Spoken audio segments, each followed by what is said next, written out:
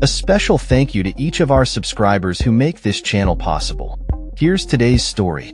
In a dramatic turn of events in South Korea, opposition parties have united to submit a motion for the impeachment of President Yoon Suk Yeol. This comes just hours after Yoon's controversial declaration of martial law was swiftly overturned by the National Assembly, in a move that has sent shockwaves through the nation's political landscape.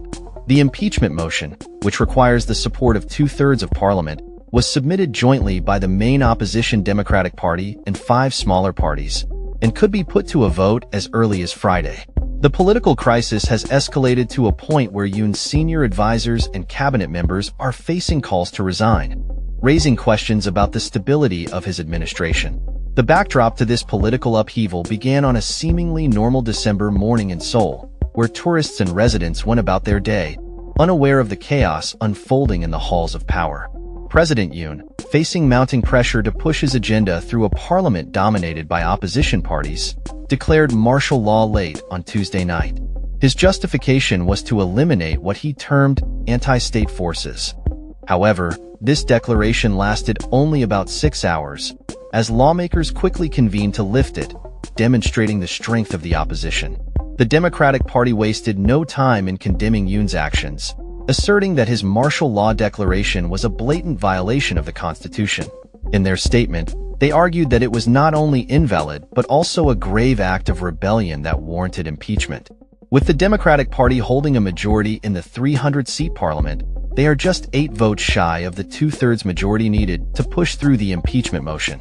The political landscape is further complicated by the fact that 18 members of Yoon's own ruling People Power Party voted against the martial law, indicating a significant fracture within his support base. If the impeachment motion succeeds, Yoon would be stripped of his presidential powers while the Constitutional Court deliberates on his fate.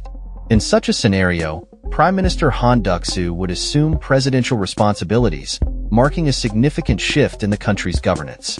This political turmoil echoes South Korea's tumultuous history, where military-backed governments once imposed martial law to suppress dissent, a stark reminder of the nation's struggle for democracy. The martial law declaration saw troops encircling the National Assembly, a scene reminiscent of the military rule that South Korea experienced from 1948 to 1987. As soldiers in full battle gear attempted to control crowds of protesters, the country held its breath, watching the events unfold.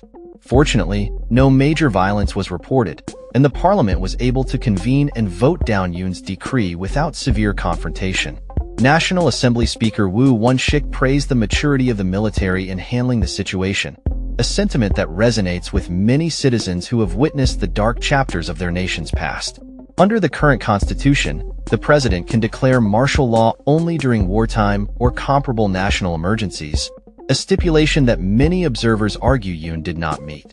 The swift response from the National Assembly to lift the martial law further underscores the tension between the executive and legislative branches of government.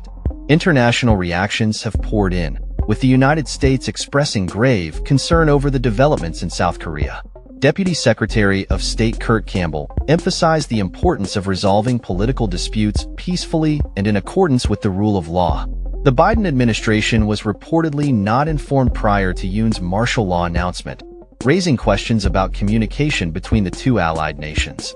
Meanwhile, Australia has also voiced its concerns, urging for a democratic resolution to the political crisis. As the political situation continues to evolve, South Korea's currency, the won, has experienced a sharp decline against the US dollar, prompting the finance ministry to prepare measures to stabilize the market. Emergency talks held overnight between Finance Minister Choi Sang-mok and Bank of Korea Governor Ri Chong-yong indicate the seriousness of the economic implications stemming from the political unrest. Despite the gravity of the situation, many in Seoul appear unfazed. Tourists and residents alike have expressed a sense of normalcy, with some indicating a lack of understanding of the political intricacies at play. The atmosphere in the city remains calm, though the calls for demonstrations against Yoon's government are expected to grow louder in the coming days. As the opposition rallies support for the impeachment motion, the political landscape in South Korea stands at a crossroads.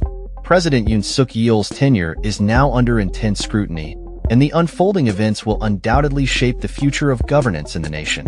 The coming days will be pivotal as lawmakers prepare to vote on the impeachment motion, and the world watches closely to see how this chapter in South Korean politics will unfold. That's all for this story. We upload videos every day covering many different subjects, so hit that subscribe button to stay informed. Thanks for watching.